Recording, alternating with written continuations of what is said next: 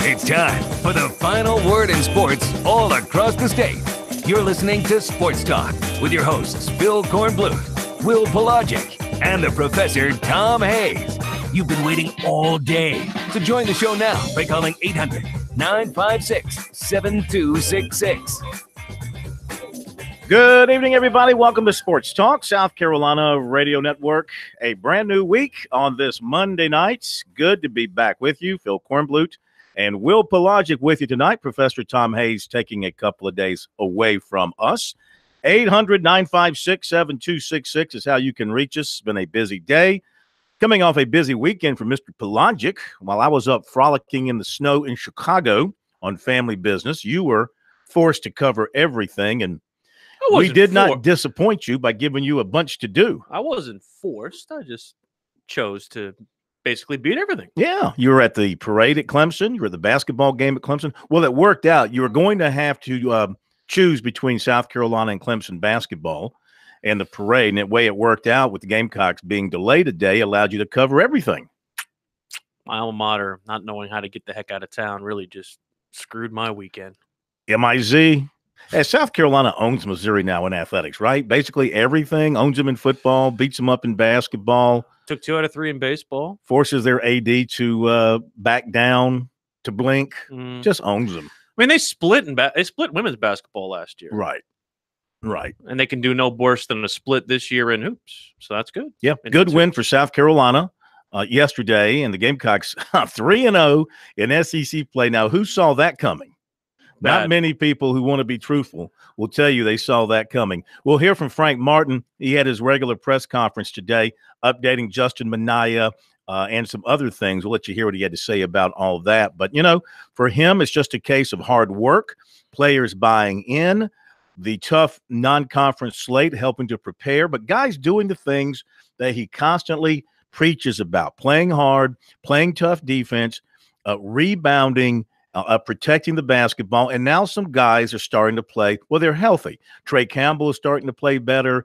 The freshmen are contributing in a big way. I really think that you're seeing Keyshawn Bryant really emerge as, in terms of talent, he's going to be the next great player. If he continues to work and progress, he's going to be the next great talent to come out of that program.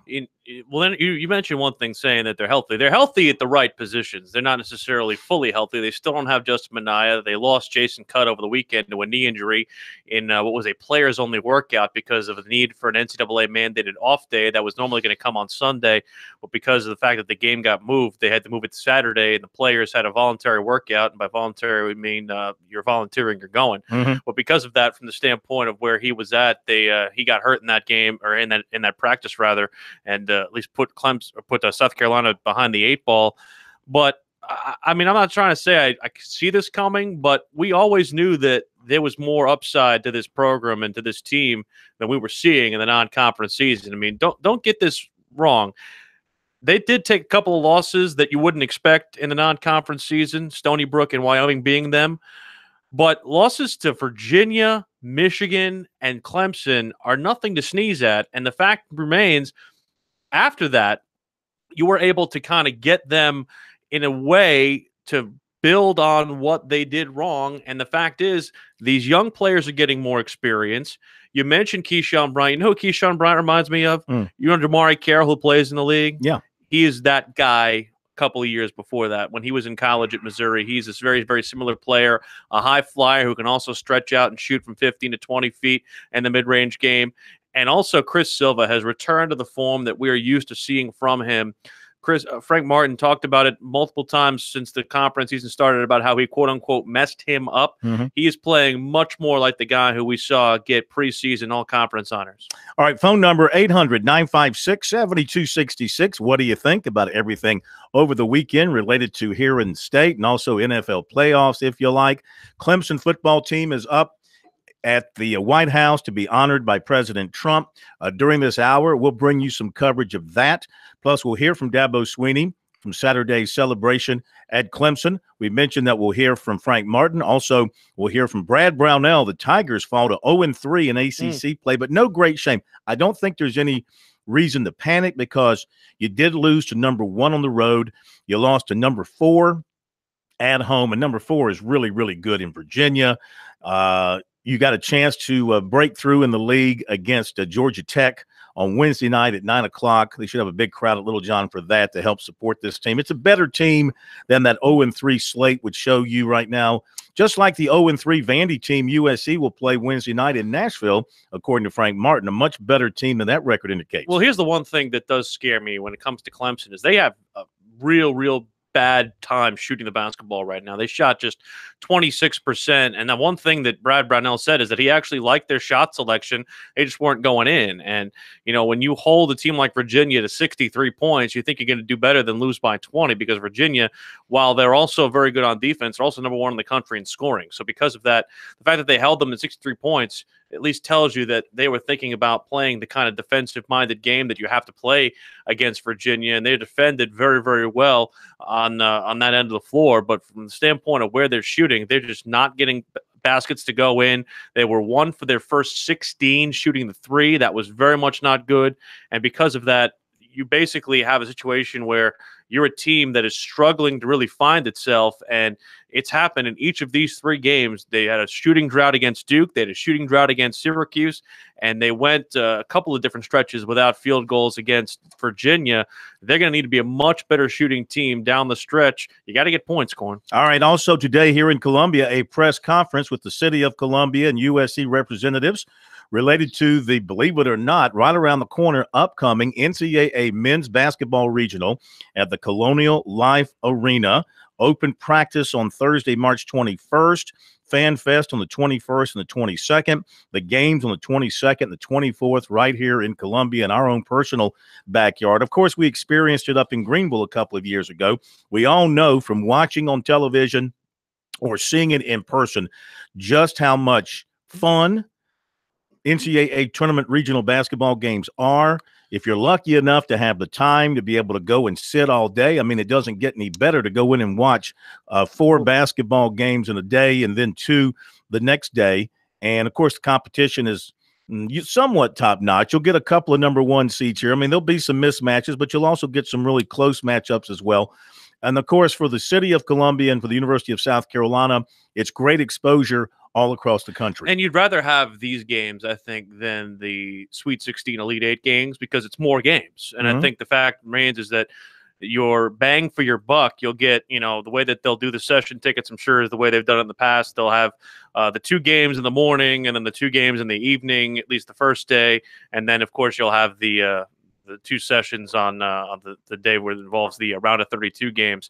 So from that perspective, you're going to have a lot of basketball in town. You're going to have a lot of economic impact from the city of Columbia. I'm just wondering where the hell everybody's going to park. Because that's they're going to have satellite parking. That's going to be difficult. They're going to have shuttles. Yeah. They're going to work with the city of Columbia, with the transit system to take care of all of that. They'll figure it out, but it'll be, Thursday during the practice sessions, and those practice sessions will draw in some places 10, 15,000 people. Oh, yeah. Because it is open to the public. It is free, but they do have a plan. And Scott Powers from the Columbia wing of this thing, the Chamber of Commerce, the person who was heavily involved in helping to bring this event to Columbia, and now, of course, involved in the planning and the directing. He's with what's called Columbia Experience Columbia SC Sports. That's the wing of the Chamber of Commerce involved in this. He's going to join us at 7:05 to share with us some of the details. One thing that we did learn today,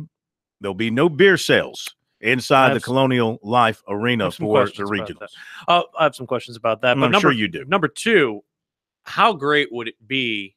And again, I know you don't necessarily want to see this from a provincial standpoint, but just from the economic impact standpoint, how great would it be to get a Duke, especially with Zion Williamson, or a North Carolina, or somebody else of that Virginia? ilk?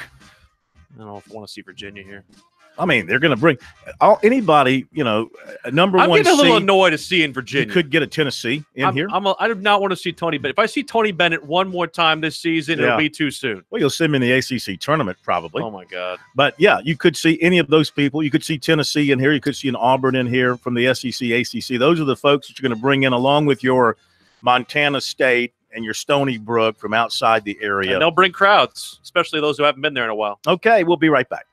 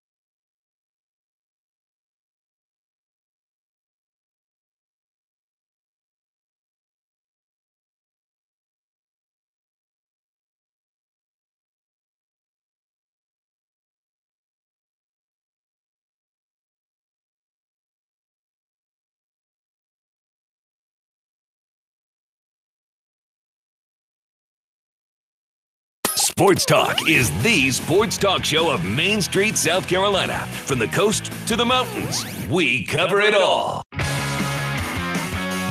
have someone commenting about the beer sales at Colonial Life Arena. He says they stink at it. This is from Lee, who tweets us at SportsTalkSC. They stink at what? Selling beer there. He said every concert I've ever been to there has been a nightmare, is what he says. I've not been to Colonial Life for an event that they can sell beer at. There is a concert the weekend before the regional. I think it's Elton John. No, it's too early for that. I thought Elton John wasn't until August. Well, we were trying to figure it out. We were thinking it was Elton John. There is a concert the weekend before, but they say they'll have it turned around, ready to go. No, the Elton John one is not until, I believe, September. No, the concert is Peter Fuller or Big Letty. I don't know. Who knows? Yeah. We'll see. All right, couple of quick notes. Then your phone calls, 800-956-7266. Over the weekend, Javon Charleston, USC safety, put out that he will not be back at South Carolina. He put his name in the NCAA transfer portal, and he says it's because he has used up his 4 years of eligibility on the D1 level. So he would have to transfer to a D2 program if he wants to continue his career, from the way we understand it. You are right, but it's not the day before. It's the week before. Elton John. Yeah, the week before. Yeah. So it is Elton John. It's the 13th. Yeah, I thought it was. I thought it was closer in September. It's the weekend before. Yeah. I thought that was closer to September, but I guess weird. Elton John. Yes. They've set the game times for the USC Clemson baseball series for this year, and so the game at Clemson on that Friday will be at 6 o'clock. The game in Greenville will be at 1 o'clock. The game in Columbia will be at 1 o'clock. Love that. Love that weekend. Tomorrow marks 1 month to the opening of the season. I'm excited. February 15th. D1 baseball released its preseason rankings today. Coastal Carolina's at 21. Clemson is at 24. No USC in their top 25. Led by Vanderbilt, LSU, Texas Tech, Louisville, UCLA, Florida, North Carolina, Oregon State, Georgia, and Ole Miss. Some think it's going to be a long year for Mark Kingston, the Gamecocks. Well, that pitching, I mean, no Logan Chapman. And youth. No Graham Lawson, I believe, as well either. So because of that, you're going to have to find pitching somewhere. Charleston Southern today named its new football coach. He is Autry Denson, comes from Notre Dame, former Notre Dame running back. He's also been a coach at South Florida, Miami of Ohio, and Bethune-Cookman. He'll be officially introduced on Wednesday at a press conference. 3-year, 1,000-yard rusher with the Fighting Irish. Yes, very good running back back in his day. And so we look forward to chatting with him and meeting him at the press conference down there. All right, 800-956-7266 is our phone number. Let's hit the phone lines. We go to Billy in Surfside. First up tonight here on Sports Talk. Hello, Billy. Hey, fellas. Hey, real quick, if I'm going to use the South Carolina Gamecocks SEC/comment. If South Carolina was in the ACC, they wouldn't be 3-0. Oh, stop it. Phil, you know exactly what I'm talking about, man. I mean, that's a reasonable statement, because we are always comparing conferences and schedules, and it's completely, Clemson lives in a very tough neighborhood in basketball, just like USC does in football. Yeah, what would South Carolina's record be if they played in the ACC Atlantic in football? Yeah, that's what he's talking about. I'm just saying. It'd be better. But I'll say this, the SEC is no soft touch overall in basketball. I mean, they've got some good teams. Got 6 teams in the tournament last year. Eight. I'm sorry. Got 8 teams in last year. But, you look around the SEC, I mean, you see Tennessee. Some people say Tennessee's the best team in the country, some of the analysts. Pretty darn good. Come on, man. No, I'm just telling you, that's what they say. Listen, I'm not saying it. They're number 3 in the country. They're complete. Tennessee, look, you got Tennessee, you got Auburn, you got Mississippi State. Oh, there's Kentucky. There is, Florida, at some point in time is going to get a lot better, start playing better. If not, their coach is going to get fired. Right. By the way, did you see, what did you make of this? The Tennessee players as a whole, after winning in Florida yesterday, walking off the court doing the chomp. I loved it. Did you really? Absolutely love it. Anything that makes you look like a jerk face to opposing fans, I'm for. That Marshall Henderson stuff, too, at Ole Miss back in the day, I'm a big fan of that. Billy, did you go up for the Clemson championship celebration? Man, U.S. Foods, man. I work with U.S. Foods. They're killing me over here, son. I couldn't make it. I was down at the beach. I saw a lot of it, and of course, I know they were at the White House today, and work obligations. You know, I had to abide by them, my man. Oh, I understand. I mean, Got to make a living. You do realize who Tennessee's lone loss is to, right? Billy? Yeah. Kansas. Yeah. Kansas. So, hey, no slouch. Will, let me ask you this real quick, and I got to make a comment because I haven't called since the national championship, and I got to make a quick comment on that. I'd even said down here with my boy, bad boy, Alan Smothers, 27-21, and I couldn't change up. I sure as hell didn't know it was going to be 44-16, and they just thumped the Tide. And in my opinion, the best team ever. Yeah, I always said the Miami Hurricanes 2001, 2002 team was the best college football team ever. I know Tommy Frazier, Nebraska, some Alabama teams, but come on, man, 15-0 beat arguably Alabama with a great offense and Tua and all this and all that, and hung 44 and just embarrassing. Could have hung 51. They brought Chase Price in, had Dabo's son Will in, and I mean, and we know the rest of the story. Dabo made a very good point over the weekend at the parade. He said that and I didn't realize this, that drive that they had to close the football game, over 10 minutes of time, was the longest drive in Clemson football history. Yeah. That's insane. If you watch Clemson all year long, as we did, and other media and fans across the state, of course, but if you watched them all year long, except for the bobble against Syracuse where they had to pull it out of the fire, and the defensive breakdown against South Carolina where their offense had to rise up and have a fabulous game as it did, I mean, there's no way you couldn't look at Clemson and say this is not one of the best teams of the modern era in college football. And then to go out and you play, with the exception of maybe Michigan, yeah, historically speaking, you're playing two of the top all-time best programs. Mm-hmm. Notre Dame, you demolish, and Alabama, you demolish. And, oh, yeah, prior to that, you demolished Pittsburgh in the ACC championship game. I mean, it's pretty much an unprecedented feat. You finished 15-0, first time it's ever happened in D1, and it's the way you did your business. Yeah, I think you can make an argument that this team, this collection, this football team perhaps stands alone as the greatest collection of football players forming a team in the history of the game. Well, the weird thing too, Corn, and I said this about the Notre Dame matchup when I initially saw it, I thought Notre Dame doesn't have the athletes to compete with Clemson, despite its prestige and despite the fact that they played Michigan and that schedule that they played there. And I even thought that Alabama would have the ability to at least have the offensive line presence and defensive line presence to really mess around with Clemson. But the more and more you look at the game that they played against each other, and the more and more you look at the way they played this season, I mean, where were they challenged? Very rarely. Yeah. And I mean, you think about the secondary against South Carolina. You think about having to use your backup quarterback against Syracuse. What does that game look like if Trevor Lawrence plays an entire game? Probably a lot different. Yeah.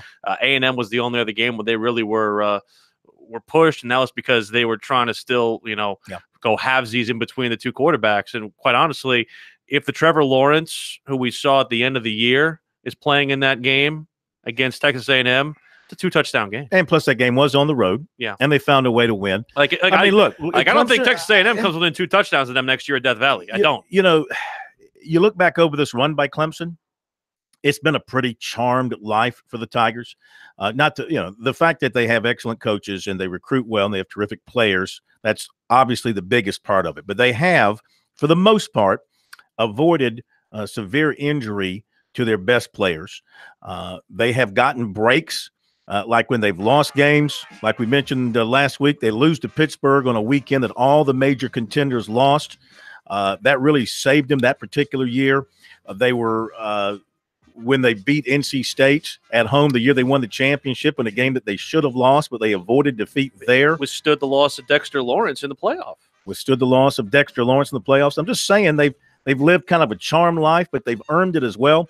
And I think you could make a very strong argument that this team stands alone at the top of the football mountain. It's a dynasty. All right, we'll continue with your calls in a moment. Check Lynn.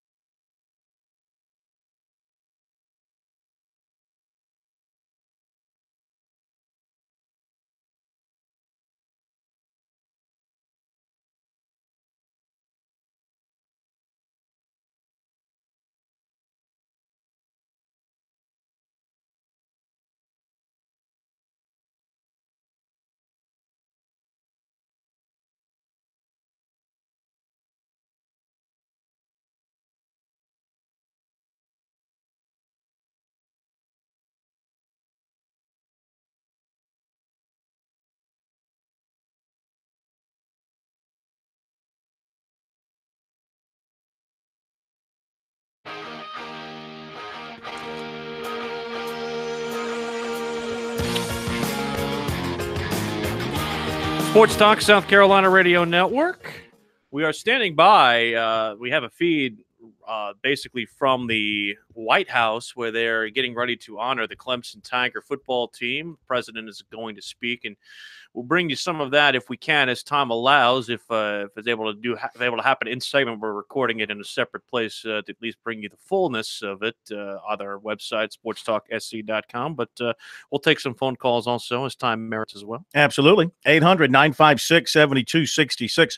Our poll question for this week on our website and on Twitter, SportsTalkSC on Twitter at SportsTalkSC. How should University of South Carolina athletic teams be identified. This, of course, is getting a heck of a lot of response from people on Twitter. And thus far, and the four options are A, USC, B, U of SC, C, Carolina, and D, South Carolina. About 1,700 votes in so far. 45%, this surprised me, 45% say they want them identified as South Carolina.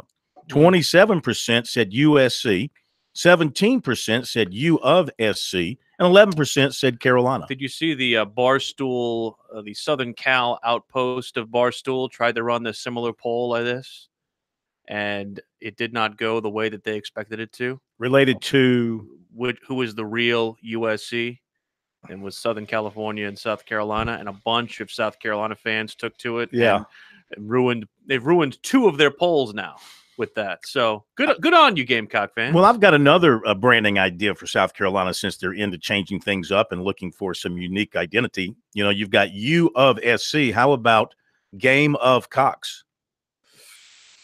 Would that go over well? Phrasing. I can't claim that as my own. Somebody put that in my head the other night. Game of Cox. No, I mean, that's what it would be. Game of Cox. I'm not. All right. Well, anyway, think about that. Let that stew. I'm thinking about our FCC license of our 30 great stations. That's all good. The state. All right. 800-956-7266. And if we're still on the air after today. Typical of politicians, they're running late up at the White House. Well, you know, the government is shut down, Corn. I mean, these things can't run as smoothly as they would normally with the government being in business and everything. Let's hit Josh in Charleston. He said that's why they got the Wendy's and the McDonald's, because all the White House cooking staff is on vacation, is furloughed. Josh, good evening, sir. Welcome to Sports Talk. Gentlemen, the chili from Wendy's is on point, if I might say. If you put a little cheese in there and perhaps some onion. Yeah, some cheese, sour cream, onion, hot sauce. I want a frosty. I want a frosty is what I want. Yeah, that pairs well. I did not call to talk about it, but I just want to say, am I the only one that thinks that the Gamecocks need to stop worrying about what the rest of the country perceives them as and just worry about what's inside their four walls and just try to build a better program instead of worrying about silly logos and colors and font and all of that? Am I the only one that thinks that? They do have a rather, I would say, weird fascination with how they're outwardly perceived. Well, I was talking with people today over this press conference for the regional about that, and of course expressing my opposition to change, because I don't think change is always a good thing. That's not just this issue. This is a bunch of different Yeah, but things. I'm just talking about this issue. I mean, I see nothing wrong with thinking about what your people want to be calling your team. What do they prefer? Not being concerned about the flyover states or what the national media. Yeah, I know it's about branding, and they're trying to create new people outside of their own wall. But they're not unless they get to the point where they're winning big. Look, you know, 75% of the country wouldn't know Clemson from DePaul. If 75% of the country doesn't even know where the hell Clemson is. If Clemson weren't winning big in college football right now. I mean, that's your identity. You are exactly right. Yeah. And that's my high school basketball coach used to say, winning cures everything. And I listen, I don't know where DePaul is, but I'm sure if DePaul snuck up and won a few national titles, they would be on my radar. You just nailed it on the head. I'm sure not many people prior to a few years ago knew where Clemson is, but I guarantee you they do now, because Clemson has just gone out and won national title. If you ask David Hood, some still don't. Yeah. I mean, DePaul is in Chicago, for the record. And the athletic department has helped elevate Clemson academically in terms of increasing enrollment, applications, things of that nature. And as part of that, Clemson has lifted its game up from an academic standpoint and has made itself one of the better academic institutions of its kind, land grant, and in the majors that it offers, apparently one of the best in the country. And apparently also with its with the amount of money that is coming into the city and the real estate, it's created a boon in very different ways. Very quickly, before we get back to your phone calls, some congratulations go out to some media people here in our state. Today, they announced the state winners from the National Sports Media Association. the individual state winners. And so the broadcaster of the year, sportscaster of the year in South Carolina for the second time is Rick Henry of WIS Television here in Columbia. And we have co-sports writers of the year for the second straight year, sharing the honor from the Charleston Post and Courier, Grace Rayner, who covers Charleston, and covers Clemson, and Manny Robinson from the Greenville News, also an author who covers Clemson. So they share the Sports Writer of the Year award. So we offer our congratulations to all three. Second year in a row for Grace, and I'm sure Manny was helped by the fact that he had that exclusive, or at least the first interview with former Clemson quarterback and now Missouri quarterback Kelly Bryant. We go to Chuck in Greenwood. Next up here on Sports Talk. Chuck, how are you? Welcome in. Chuck. Chuck. You got 5 seconds, Chuck. 5. Fine. Yo. I just wanted to address this SEC, ACC football issue one more time. I don't think it's an issue. Y'all already brought it up tonight. I don't think it's an issue. I just think someone wanted to troll. But go ahead. Right. Since Clemson not only defeated Alabama, but handed them their A in a basket last Monday night, who is, as far as I know, the cream of the crop of the SEC, I think we can pretty well say that Clemson would be great no matter what conference you put them in, or if they weren't even in a conference. With that having been said, one of the worst teams in the SEC handed Carolina theirs in a basket just recently in regards to Virginia. So what we're going to say now about this comparisonship, if you're a great team, you're a great team. And if you're not much of a team, you're not much of a team. And at the present time, I don't think the only way Carolina could be a great team is maybe to see if they take them in Division II or something. Cause I don't care what conference you put them in until they get something going. They ain't going to hit. They're not hitting on anything, period, in any conference. So I just wanted to clear that up, or at least that's the way I see it. You're not wrong. Yeah, Clemson would be good anywhere. Greatness is not bound by a conference wall. Yeah, Clemson is good anywhere. And South Carolina, would they be better in another league? Possibly. They'd win a few more games within their league. Though, you look at their league schedule from this past season, and, of course, they lost to Georgia, which was a great team this year.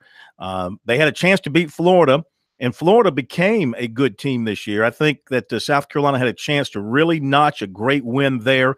They had a chance to notch a great win over Texas A&M, and I think that Texas A&M was not a particularly great – see, you have to look at it in perspective. When South Carolina can beat a Florida or a Tennessee or a Georgia or a Texas A&M, regardless of the kind of year that those teams are having, that's a big win for South Carolina. Of course. Because historically they don't win those games. So that would have been a huge win for them had they beaten A&M. Mm-hmm. That would have been tremendous had they won in the Swamp, because they don't win there very often. They'd beat Kentucky in a while. But they didn't get it done. Now, Kentucky, I still don't put in the same basket as those. Lost 5 in a row to them. Yeah, they're having their troubles with Kentucky, but Kentucky's not your tradition. We're talking about your tradition, your traditional tough team for South Carolina to beat. They'll get their share of Kentucky wins in the years to come. Florida State equivalent, if you will. For a while, yeah, exactly. So they had their chance. They had a chance to win both of those games, one at home, one on the road. That would have really – imagine if they had won those two games, how it would have improved their bowl stock, just the overall outlook of the team, but they did not get it done. Here's the problem with where it comes from South Carolina, and I think another caller spoke to this. They're too busy feeling about what everybody else thinks about them and how they're perceived. They got to focus on themselves and bettering themselves before they can worry about that stuff. Well, I think that's more fans than the people inside the walls over there themselves. You think people inside the walls aren't concerned about that stuff? Come on now.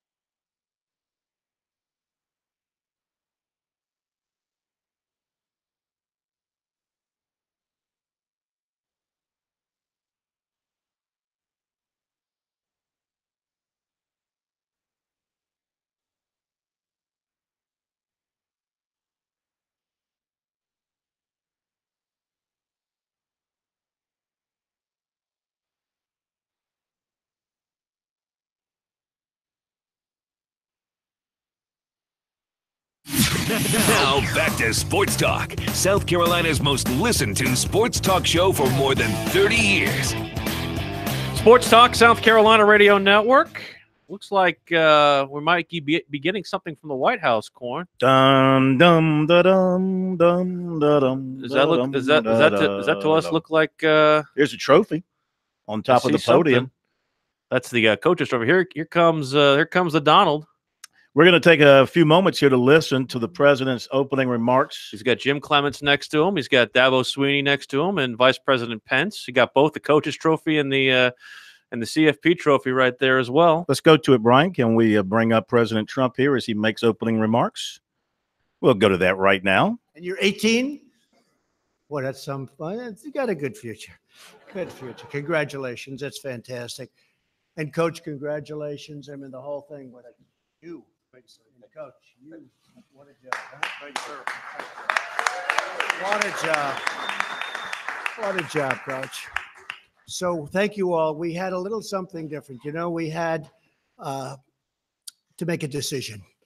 We could have seen you in about 2 months, and I know a lot of you are off to all sorts of camps, and they're all checking you out. You're going to be wealthy as hell in some cases. In other cases, you're going to be coming back, and you're going to have another great year.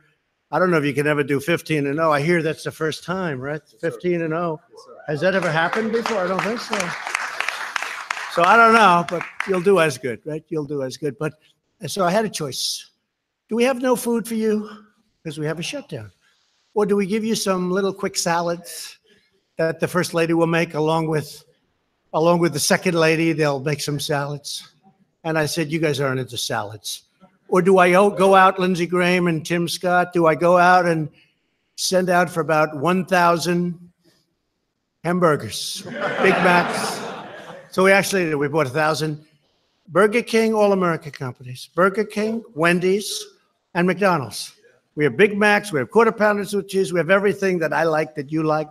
And I know no matter what we did, there's nothing you can have that's better than that, right? And so we ordered. We literally have, and I don't know, have they started eating and devouring? I wanted to see, so it was piled up a mile high. I just wanted to see what was left. I saw it at the beginning. How much is left back there? How much? They go, not much. Well, I want to thank you. I want to thank you for being here. We're truly thrilled to welcome to the White House the 2018 College Football National Champions, the Clemson University Tigers. Very famous team right now, the way you're playing. Very famous team. Unbelievable. Unbelievable. We had such a wonderful time 2 years ago. I got to know your president. I got to know your coach. And very special people. Really very special people. What a job you've done. I'll tell you what. And, Coach, what a job you've done. Very, very unusual. You know, there are other teams with a lot of talent. And they're watching us tonight on live television. You get a lot of laughs. They're watching us, and they're saying, we'll get them next year. And maybe they will, but I don't think you think so, Coach, right? You feel good about next year, right? Yes, sir. How many are coming back next year? Enough.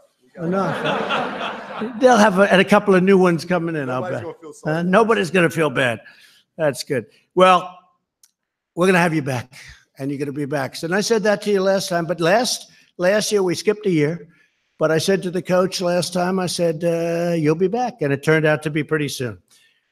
To the university president, Jim Clements, board chairman, Smythe McKissick. Where's Smythe? Come on, Smythe. You got to get up here, Smythe. Come on. I mean, you are the chairman.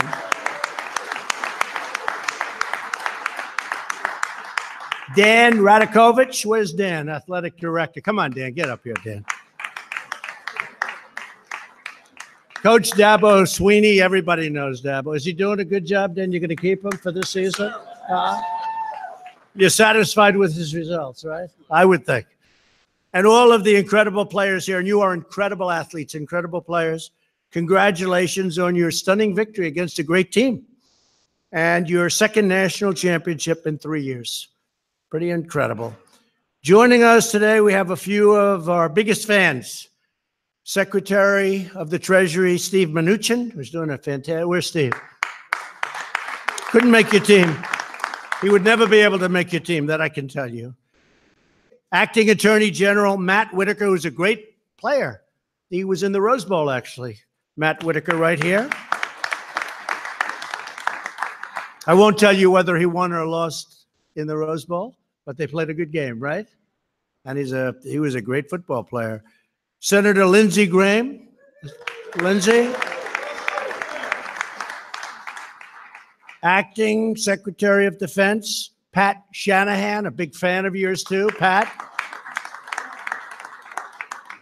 Another great friend of mine and Lindsay's and everybody, and a highly respected man, big football fan, Tim Scott, Senator Tim Scott.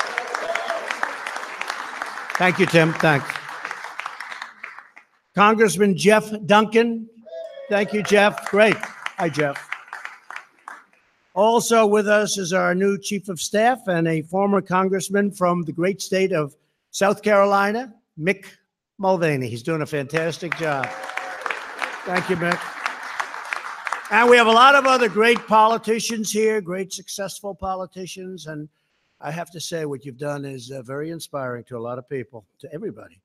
The Clemson Tiger football team has earned its place in the history books as the first team since 1897 to finish the season with an undefeated 15-0 record. 18. Can you imagine that? That's a long time ago, Coach.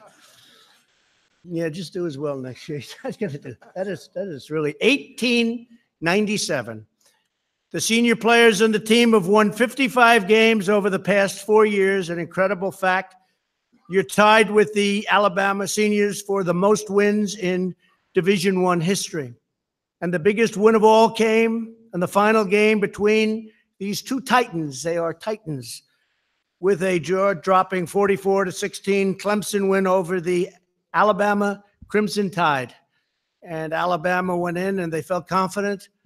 But boy, right from the beginning, the job you did. Trevor Lawrence, where's Trevor? Trevor Lawrence. There's Trevor. That's what I thought. Showed why he's among the best in college football, despite being a 19-year-old true freshman, throwing for 347 yards, 3 touchdowns, and no interceptions. And by the way, as I remember, a couple of not bad runs, right? They said you're a great athlete, aside from everything else, and you're also an accurate thrower. It's nice to see. This season, he racked up more than 3,200 yards in the air, which is tremendous. And it's certainly not a bad way to start a college career. Has there ever been a start like this of a college career for a quarterback coach? I think as a freshman, that's pretty good, right? Yeah, I think the coach is satisfied. He feels good.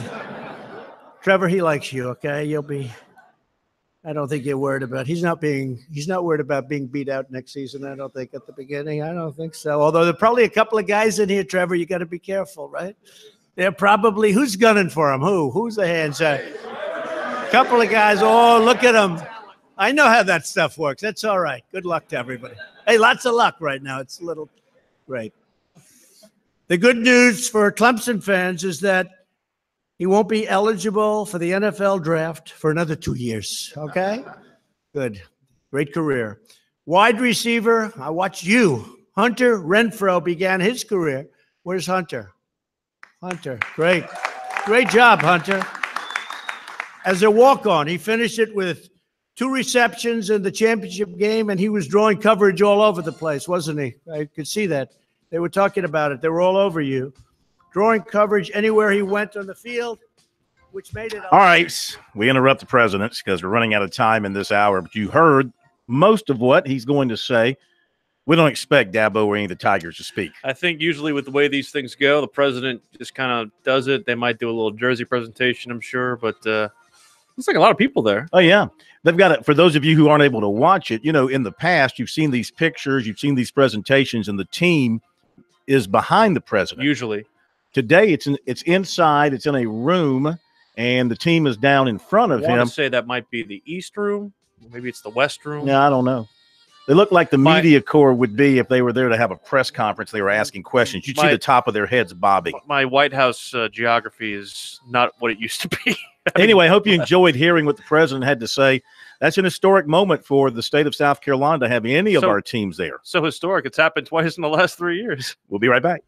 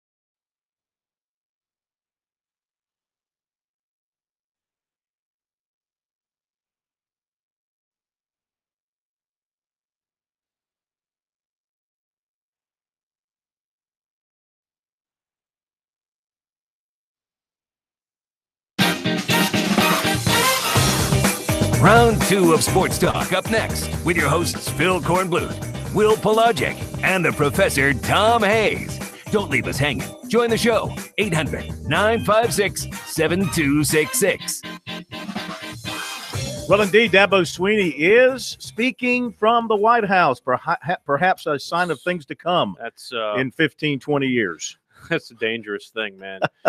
Trump should know you don't give the mic to Dabo because right. he ain't gonna, they might have reopened the government by the time Dabo's done speaking. Who said that? He started with some prepared comments. Now he is vamping, talking somewhat off the cuff. We'll bring you some of what Swinney had to say from the White House. You heard what Trump said live here on Sports Talk. We'll bring you some of what Sweeney had to say coming up in just a little bit. Not meant to be a political statement, just more of a statement about how long Dabo talks. Is more what that was supposed to be. Recruiting coming up. Also, going to hear from new USC running backs coach Thomas Brown here on Sports Talk. Gamecock basketball coach Frank Martin as well. ACC basketball tonight underway at Cameron.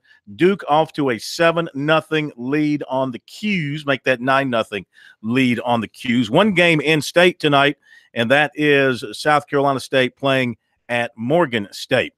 Basketball is, of course, hot and heavy with us here in South Carolina now.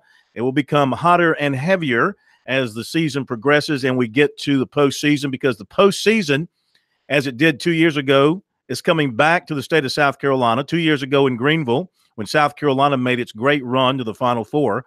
This time, it'll be in Columbia, the Colonial Life Arena, in March. As you well know, the city of Columbia landed a regional going back when they announced that selection going back over a year ago. We welcome to Sports Talk Scott Powers, who is with Experience Columbia SC Sports, part of the Columbia Chamber of Commerce, and one of the folks heavily involved in getting the event for Columbia and making sure it's going to go off with great ease and with great perfection. Scott, how are you? I'm good, fellas. How are y'all doing? Man, we're terrific. Thank you for joining us. Congratulations to you and your group.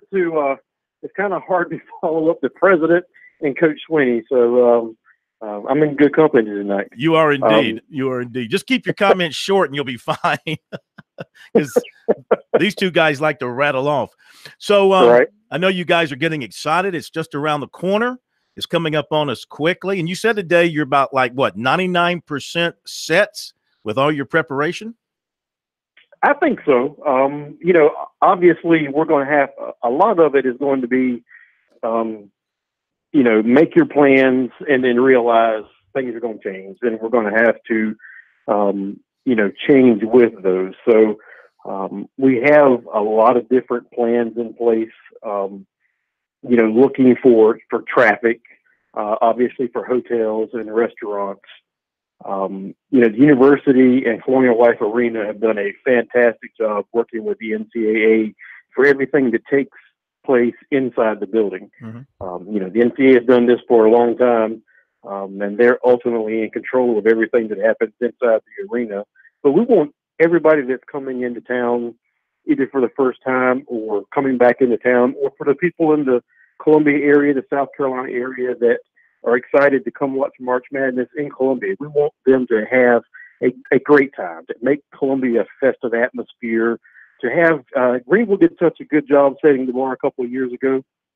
And so we want Columbia to be right there in that forethought. When the NCAA comes back in a couple of years and they're looking to place bids again to host in the future, we want them to say, we have to go back to Columbia because they did such a good job in 2019.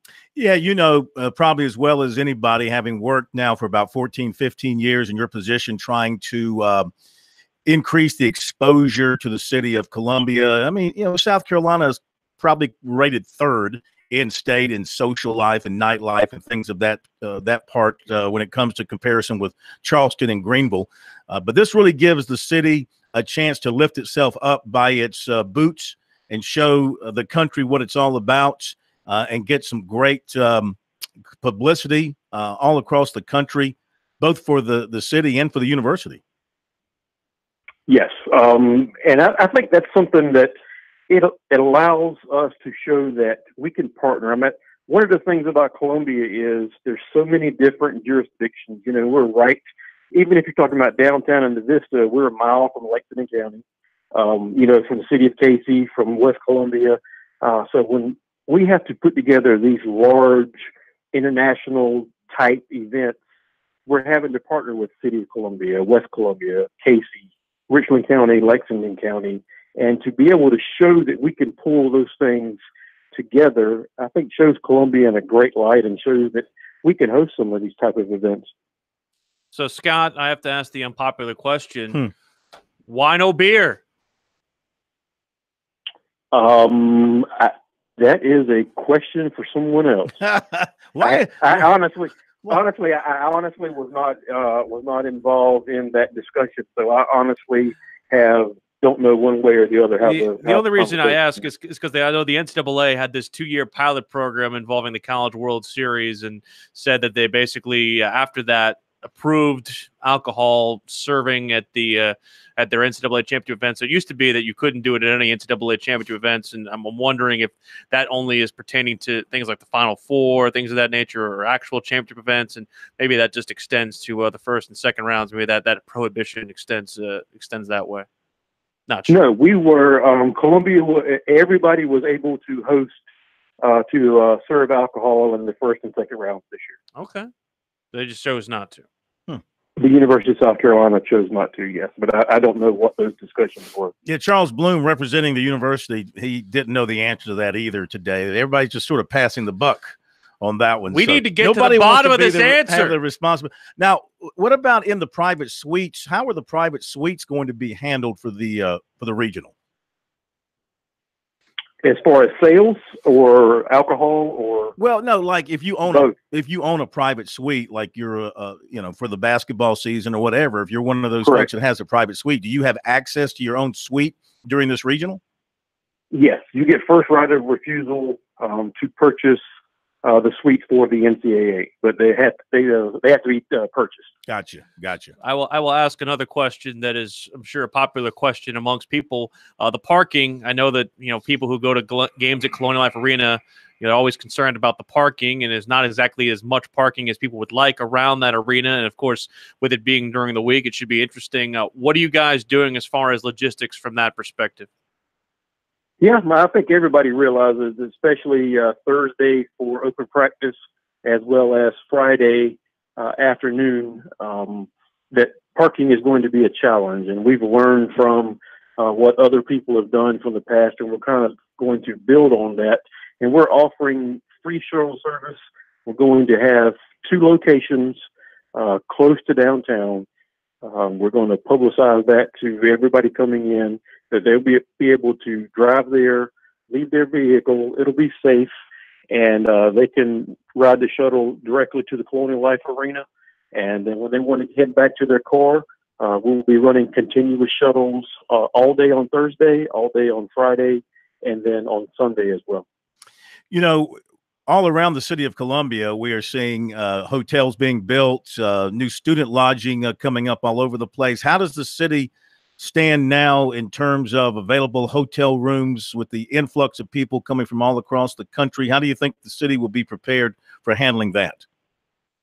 We'll be well prepared when it comes to hotel rooms. I think in the past, when I've spoken about not having the hotels, I think people misconstrued that as not having enough hotel rooms. For the fans and anybody coming into town, we have plenty of hotel rooms, and they'll have plenty of options. We have right now between 11 and 12,000 hotel rooms in Richland and Lexington County. So that won't be the problem. The issues we've had when you have the NCAA and you put a bid together, each of the 8 teams needs 3 meeting rooms. So you're talking 24 meeting rooms, inside the hotels, which also serve food. So what many people call full service hotels. And we're just on the cusp. We have just enough, but we have to have every one of our full service hotels involved and able to host in order to pull this off. All right, Scott, can you hang on for just a moment? Got to hit a quick break, and we'll come back to you. Got a couple of more questions. We're visiting with Scott Powers, involved with the city of Columbia. Experience Columbia SC Sports. By the way, the website to get information about the regionals in Columbia, basketball.columbiascsports.com. Take that down and check it out. We'll be right back.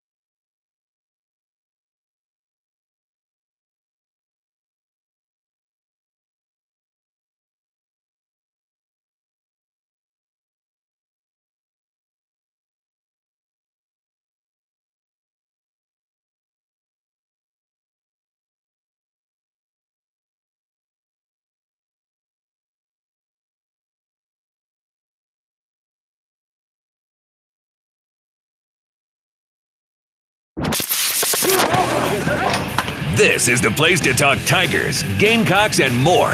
Sports talk across the state on the South Carolina Radio Network. Okay, back on Sports Talk, South Carolina Radio Network from downtown Columbia. Phil Kornblut, Will Pelagic, Brian Leonard, Professor Tom Hayes off tonight and tomorrow night. Coming up in just a couple of moments, we'll bring you some of Dabo Swinney's comments. We heard from President Trump as he welcomed the Clemson football team, or members of it, to the White House tonight. Just a little while ago, they just finished up, and we'll bring you a little bit of what Dabo Swinney had to say. But I want to finish up with Scott Powers from Experience Columbia SC Sports, talking about the NCAA men's tournament coming to Columbia, the regional coming to Columbia, first and second round games. This will be Friday, Sunday, with an open practice session on Thursday. And the practice session, Scott, is really, it's a ton of fun.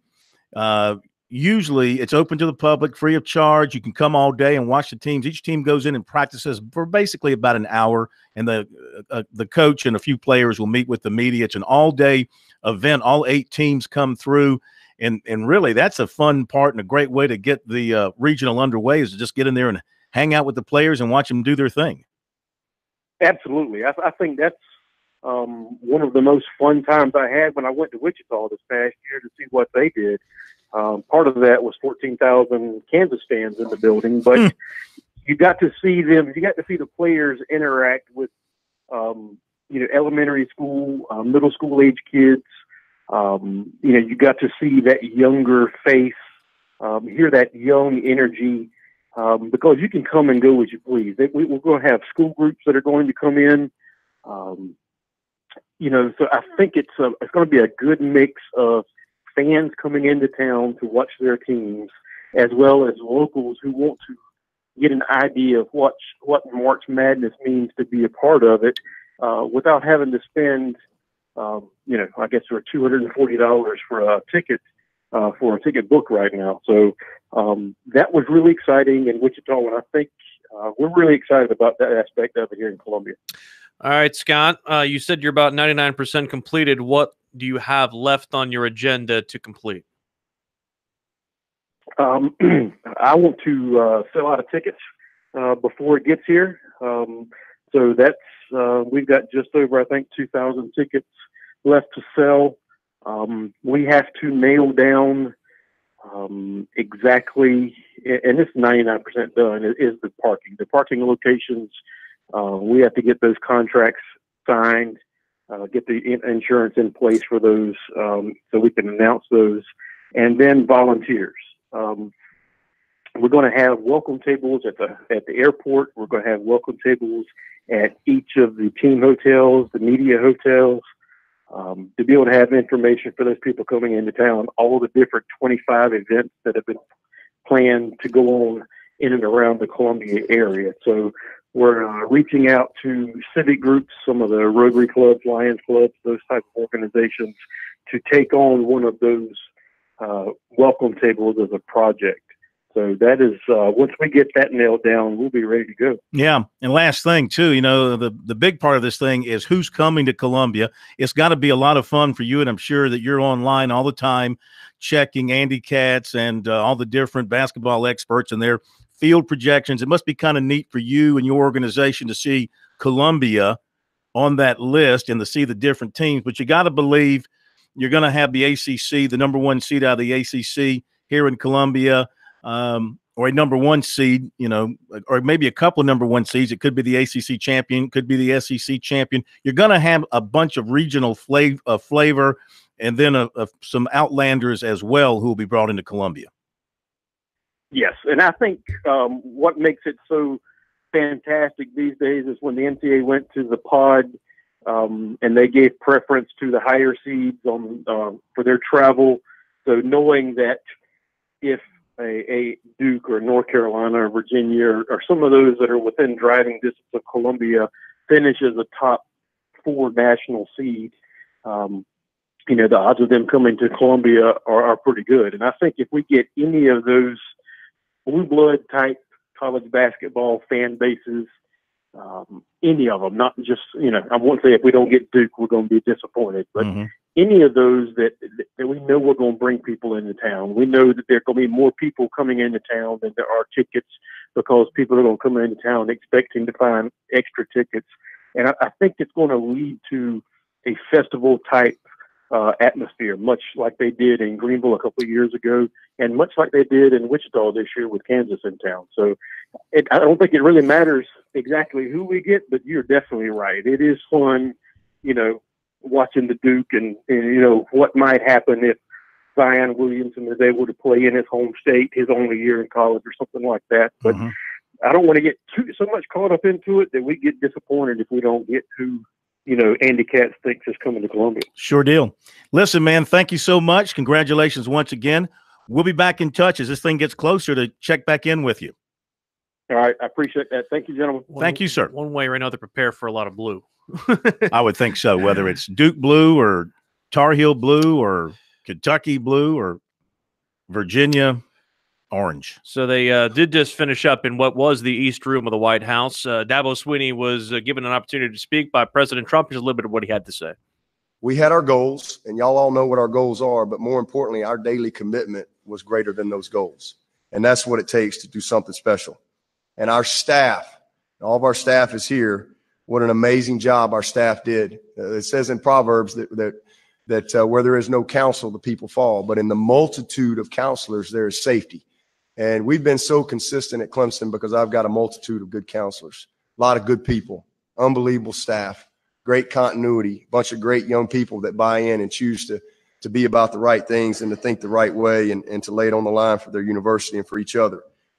And people talk a lot about X's and O's in my business. We talk a lot about X's and O's, but this game to me is really about hearts and souls. And last Monday, you saw on full display the heart and soul of this team. They played with a will to win that just would not be denied. And one of the things that we talk about all the time in Colossians 3:23, whatever you do it with all your heart. Doesn't matter. It doesn't matter what you're doing. You do it with all your heart. And because when you do things with your heart, you go above and beyond. You do the extra. And this team, they put their heart into it, and they went above and beyond in every area. We always say the fun is in the winning, and it is in the winning. But to me, it's how you win that matters the most. On the field, hey, 15-0. There's really not else you can say. We had 13 of those wins by 20 points or more. Our seniors, 55 wins in a 4-year period, most in the history of college football. We had the #1 scoring defense in the country, and we had the most points ever scored in Clemson history. But off the field, so it's not just winning, it's how you win. Off the field, this very same team that set out to be the best ever, they had the best ever team GPA in the history of our Clemson program. We had 66 guys make a 3.0 or better. Our record previously was 56. They shattered it. They went above and beyond in every area. We won the AFCA Academic Award, #1 out of 130 teams.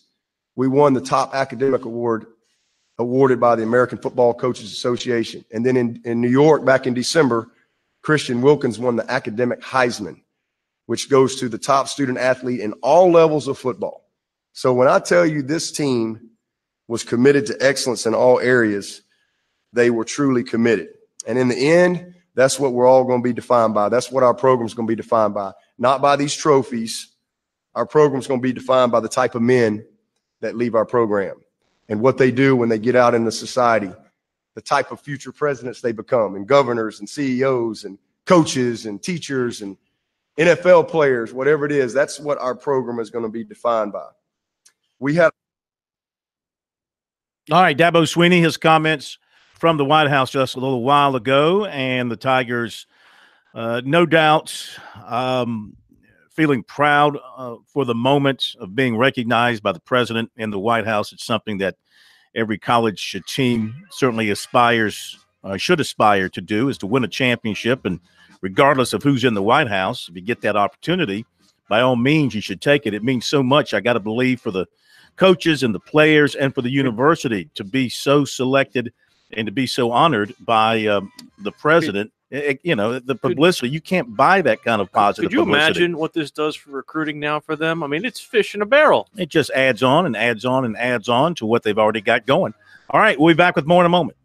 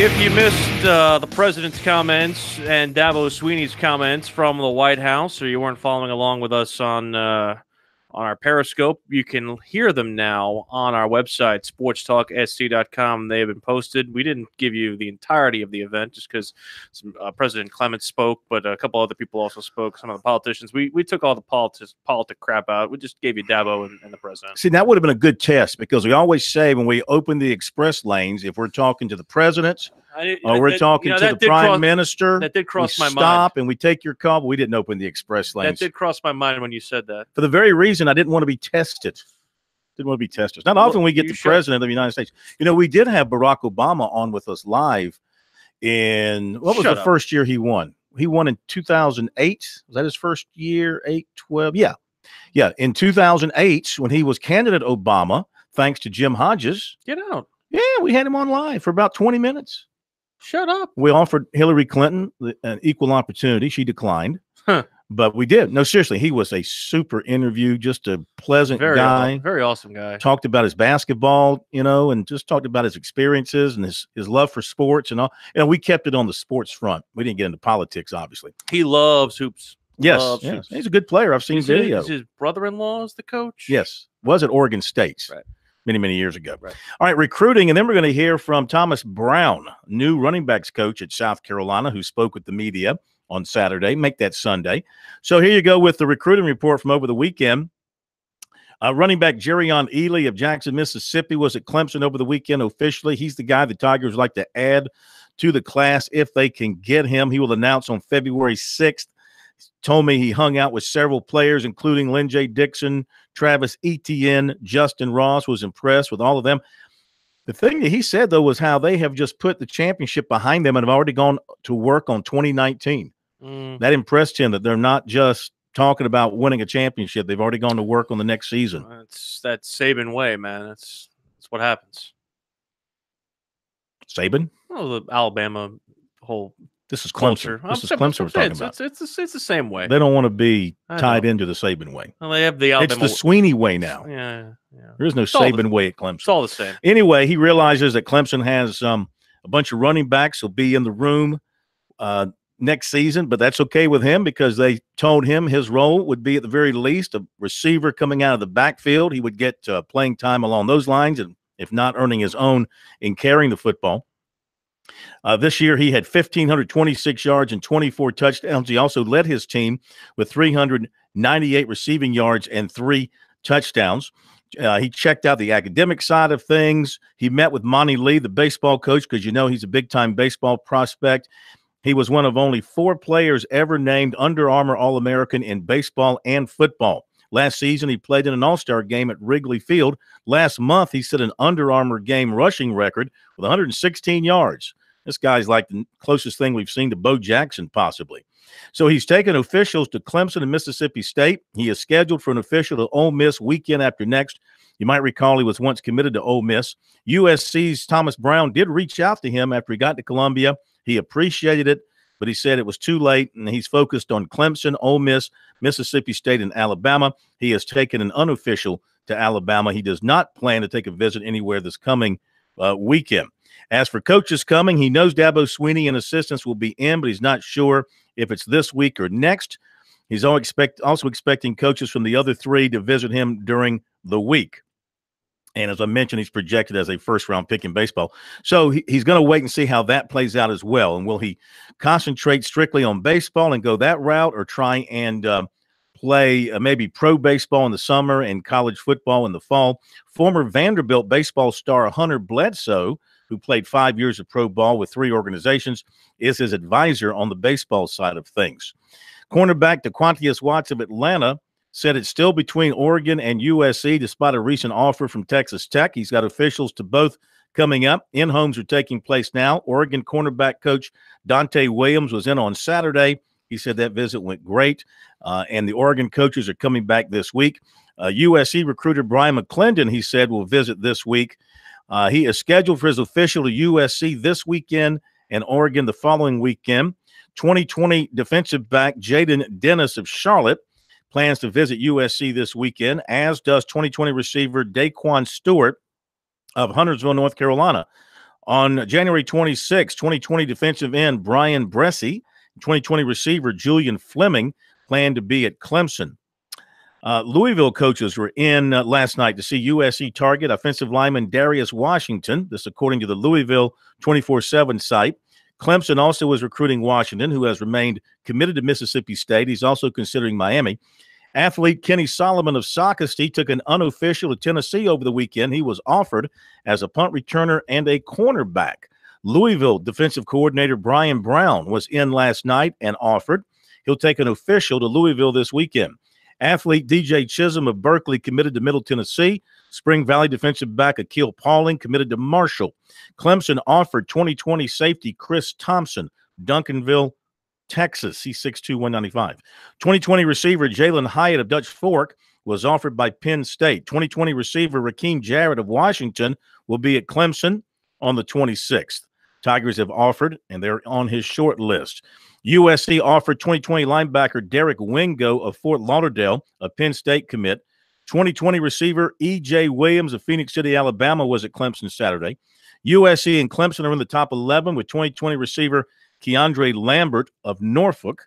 2020 point guard Davon Smith of Loganville, Georgia, who had planned to be at Clemson Saturday, did not make it in. However, 6'9" P.J. Hall of Dorman did make it in to Clemson on Saturday. USC target 6'6" Gerald Drumgoole will take an official at Pitt at some point. He tells Pittsburgh Sports Now he has visited USC and Minnesota. That's recruiting for now. Check it out on our website, SportsTalkSC.com. On Twitter, use the hashtag STRecruiting. Our new recruiting podcast is out and available as well on Twitter.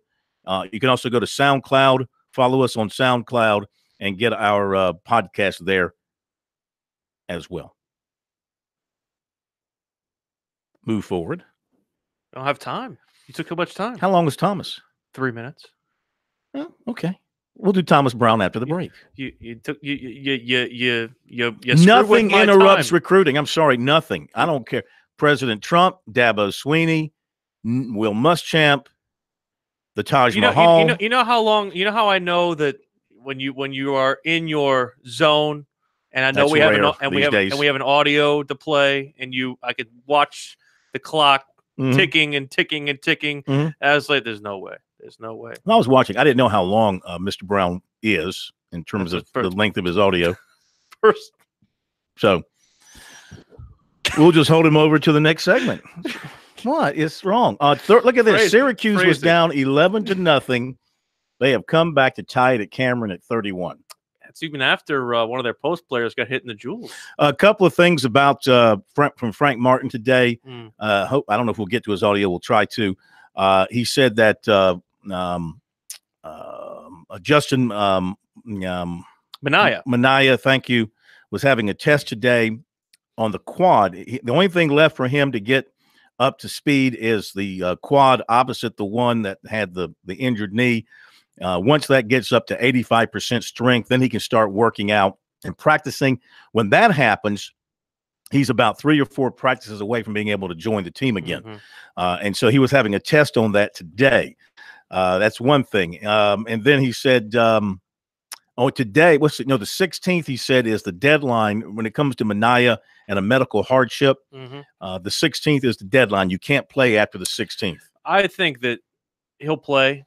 The one thing, though, I don't think is we're probably seeing we have not seen the first minutes of Jermaine Couisnard. I think they will leave him off if he can't play by next week, and it doesn't seem like he's going to.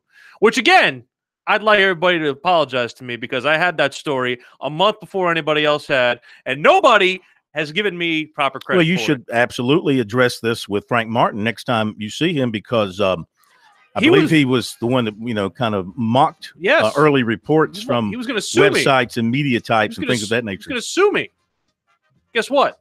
I had that before anybody else. Take that. That's why Sports Talk is the #1 news source and sports source for anything South Carolina and Clemson, because we have things before even the insiders have them. Well, I wouldn't be so sure about everything. In fact, we haven't mentioned one thing that's very big that Tony Morrell has reported, that they have offered the defensive line coaching job to Marion Hobby. Yeah, we got to talk about that in a moment.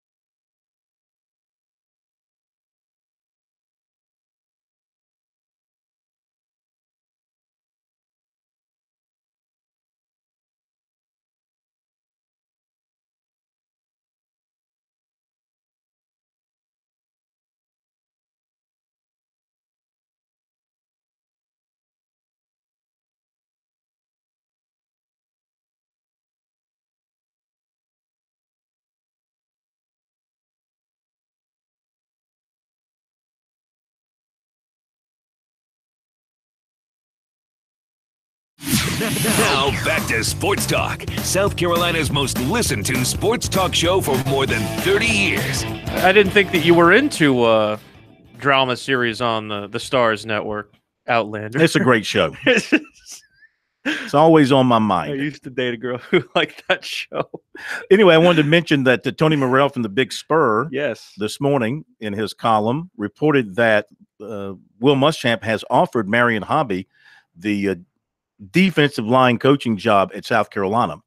And at the time he wrote that, Muschamp was waiting on a response from Hobby, who has been with the Jacksonville Jags for 2 years. And now he's looking for a job because that staff has turned over. Now, he may be looking at South Carolina, maybe looking at some other college jobs or maybe something back in the NFL. But he's a very highly regarded coach. Of course, he spent some time at Clemson on 2 different stints. He has a national championship ring from the Tigers. He's been at Duke. He's been around the NFL. So he brings a lot of years of experience, a lot of knowledge, and is a pretty good recruiter too, supposedly. I doubt anybody would balk at that hire. It's just a question about, I think it's more of a situation where Muschamp would probably have to sell him more than Hobby would have to sell himself on them. I mean, it just depends on Hobby's got a very good reputation. Right. If he's the guy that Muschamp wants, then nobody's going to stand in his way. If you're thinking of the Clemson thing, I mean, he's 2 years removed from that. It's not like South Carolina hasn't hired Clemson coaches in the past, and vice versa, Brad Scott. So it's been done. Did want to touch on this before we get to Thomas Brown. Javon Charleston, we reported to you on Friday that his basically in the transfer portal, the NCAA's transfer portal, opening up the ability for coaches to contact him about possibly playing next year.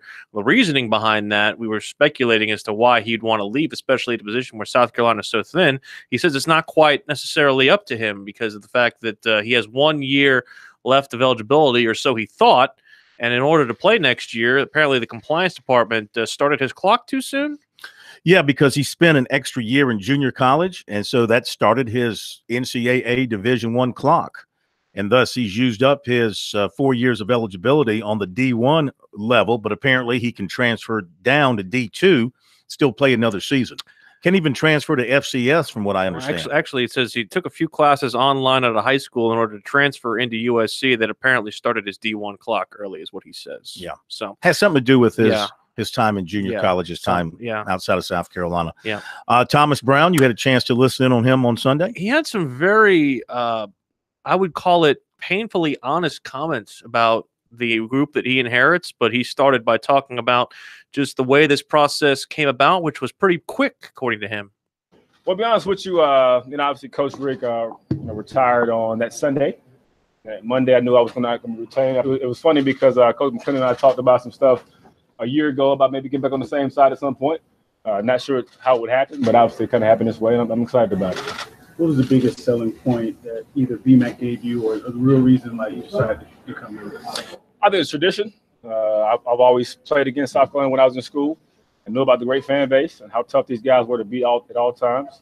The running back room, I think we got a really good spot of talented guys coming back, but also just my relationship with BMAC as well. How would you assess the running back room currently, what you have? Got a mixed bag of guys from a talent standpoint. I think they've kind of underproduced in the past, in my opinion. I think probably everybody's opinion, but we got a core group of guys who are some experience, young guys coming into the mix. So I'm excited about it. How do you change that? Competition solves most of your problems. So be on them every single day, hold them to a standard, and put the best guys on the field. Do you prefer to have a lead running back or by committee? I've normally always played 2 guys for the most part, but I'll play as many guys as necessary to win. What has he told you about what he wants in this late signing period? Well, we got a couple of spots left. I think some of those guys have kind of already been designated as far as where those numbers will go. We're trying to find the best available guys to help us win. You hope you sign a running back in this class? I think there's one available that can help us. Well, obviously, got Kevin Harris that came in already. I'm excited about him. Watched his tape and met him. He's a great-looking young man, so I'm excited about working with him. Will Georgia and South Florida be kind of your recruiting territories long-term? Yeah, so I have myself and T-Rob, I handle South Florida. I'll have the Cobb County in Georgia, kind of North Fulton. I have some East Georgia and also in-state area as well. You mentioned that the running backs may have underperformed. What do you think is the biggest area where the running backs in the roster need to do? Well, I think, from personal experience, playing with probably, 3 or 4 other NFL caliber tailbacks when I was in school. Competition makes you better every single day, and understand there's guys in the room that are just as good as you are, can take your spot at any given moment. but also trying to maximize the opportunity you're given. How important is a running game in the SEC? I think it's huge. That's what the SEC is about. Like I said before, I'm well versed in this conference. I've been playing it, having coached in it before, and I got to have a balanced run attack and to be able to serve everything else. You mentioned like having 2 running backs. How do you like to handle them during a game?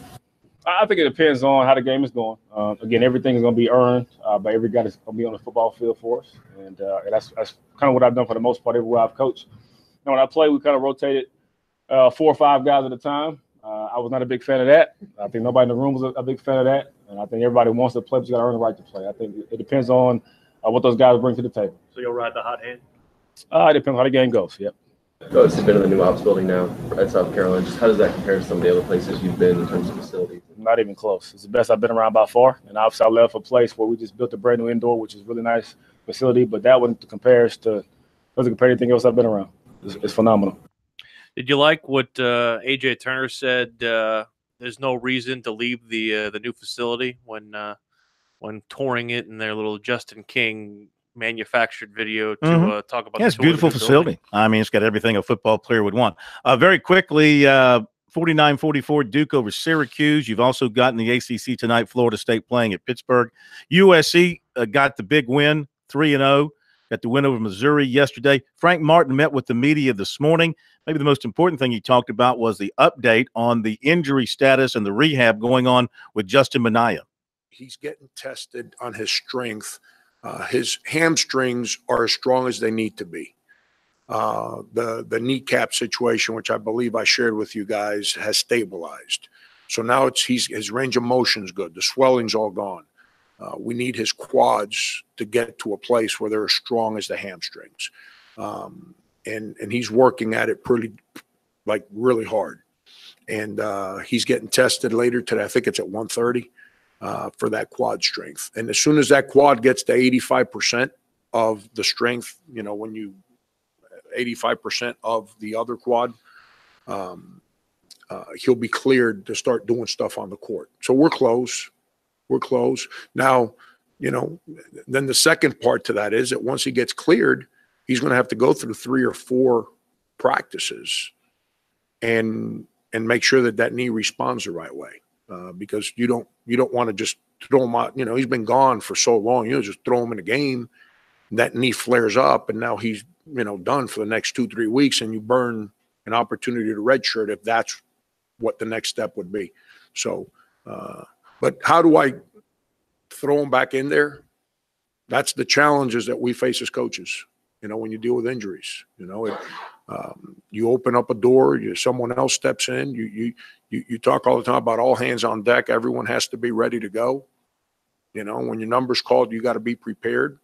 And our guys have done that. And, whenever that day comes, then I got to sit back and figure out. I know what he can do because I've coached him before. So it's a matter of I'll say this. It's a lot harder. I don't know if I'm going to answer the question the right way, but let me give it to you this way. It's a lot harder to incorporate Alonzo Frink into what we're doing because I've never coached him before. It'd be a little easier to incorporate Justin into what we're doing. Circling back to Minaya, you mentioned a red shirt there. Have you talked at all about a medical red shirt with him? And I guess how's TJ doing after his procedure this week? Yeah, Justin, his dad, and I spoke about all the possibilities before the surgery. And then Justin and I sat down about 10, 12 days ago, and right at the beginning of January. So not that long, 10 days ago or so.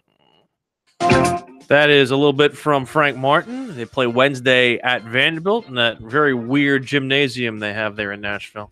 It's not as the gym is still weird, but they've changed it up to allow coaches now to walk down the sidelines. Before, you had to stay along the baseline in front of your bench, but now you can wander down the sideline. So it's a little bit better, but it is still weird to have the benches in the end zone. I'm surprised Trump didn't give them Ben's Chili Bowl, the local fare from Washington, D.C. Maybe he doesn't trust the food in Washington. Because I'm stopping it. Are evil people out there. Not even doing it. All right, I think our music is off. Our clock is not. We've got 10 seconds, right? If I'm reading the clock correctly. Like 2 seconds left. All right, have a good night. We'll see you tomorrow.